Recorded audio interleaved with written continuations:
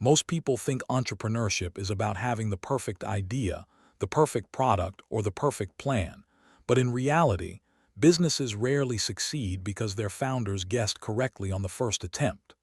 They succeed because they paid attention. Markets are conversations, and customers are constantly speaking, whether through direct feedback, purchasing behavior complaints, or the quiet decision to simply buy from someone else. The entrepreneurs who thrive are not always the ones with the strongest convictions, but often the ones with the greatest willingness to listen. It is easy to become emotionally attached to an idea. After all, a business often begins as a personal vision, something shaped by your instincts, your creativity, and your belief that the world needs what you have built. That attachment can be useful in the beginning because it gives you the persistence to start. However, the same attachment can become dangerous once real customers enter the picture. At that point, your preferences matter far less than theirs.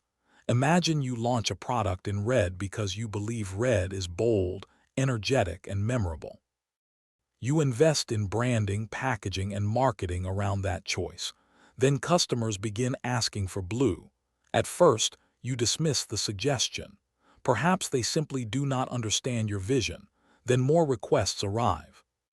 Sales data shows that visitors consistently gravitate toward blue alternatives offered by competitors. Suddenly, the market is telling you something very clear. The question is whether you are prepared to hear it. This is where many entrepreneurs struggle. Human psychology naturally resists contradiction.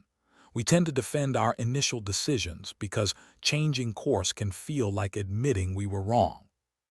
Behavioral economists call this escalation of commitment, the tendency to continue investing in a decision even when evidence suggests an alternative would perform better. In business, this can be extraordinarily expensive. Your ego may prefer red, but your revenue statement has no emotional attachment. A customer's feedback is not always perfectly articulated, but patterns rarely lie. One person requesting a feature may simply have a unique preference. 10 customers requesting the same feature represent data.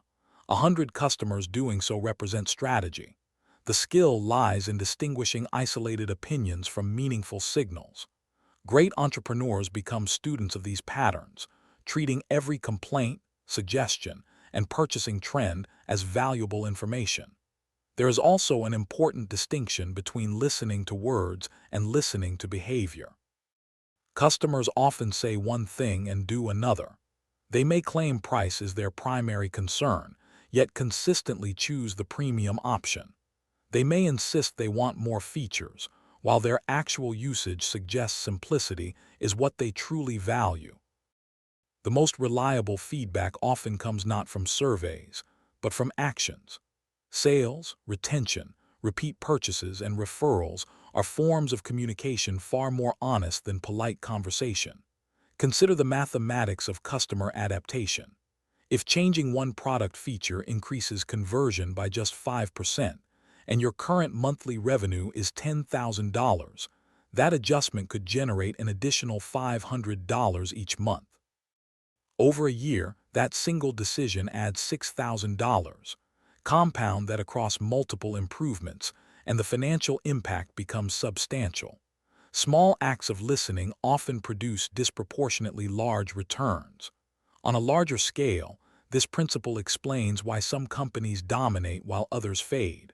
Organizations that remain rigid eventually lose relevance. Markets evolve, technologies shift, and consumer expectations change.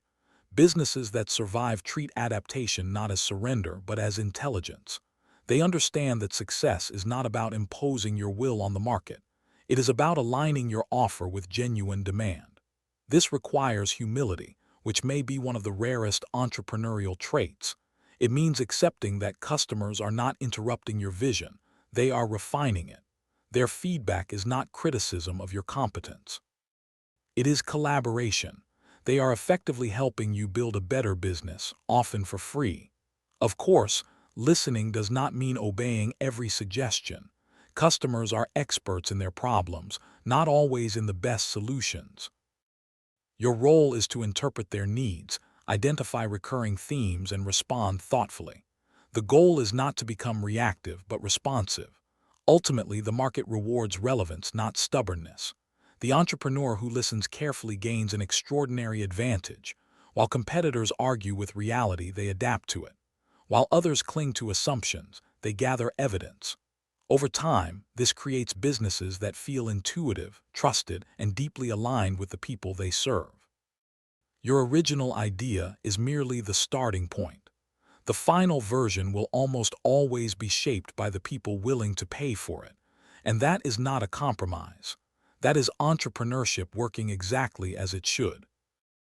If this story moved you, subscribe and share it with someone who needs to hear it today.